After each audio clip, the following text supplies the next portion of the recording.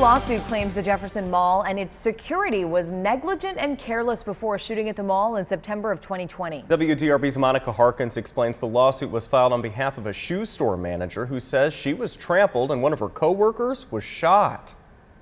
Justin May is the lawyer representing Sara Gonzalez, who was the store manager at the time of the shooting. He told me she feels like mall security left her hanging in a dire situation. When you go to work, you don't expect your coworker to get shot. A new lawsuit claims on September 19, 2020, a crowd started to grow outside Jimmy Jazz's shoe store at the Jefferson Mall. The store was having a new shoe release, but because of COVID-19, the store had a capacity limit of 5 customers at a time. The lawsuit says Gonzalez asked mall security to help with the growing crowd, but mall security declined to help.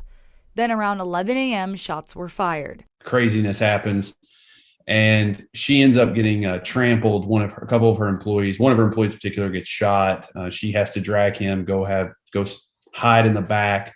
And it was a very traumatic and painful experience for her. Her lawyer says Gonzalez is in her early 20s and suffered physical damage, but also emotional damage to the point she hasn't worked since the shooting. It makes it really hard to want to go back to work again because you don't know if you're safe and you don't know what's going to happen. And that can really, really mess you up. The lawsuit claims the mall's officials and security failed to act within reasonable care to protect the people in the mall and employees like Gonzalez. In the end, we want to make sure the public knows that, one, the mall is safe because this shouldn't happen again, and it's safe to work at the mall.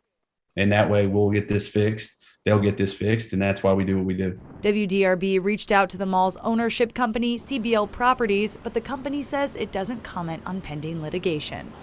May says next they'll continue research in this case and wait for a possible court date. In Louisville, Monica Harkins, WDRB News.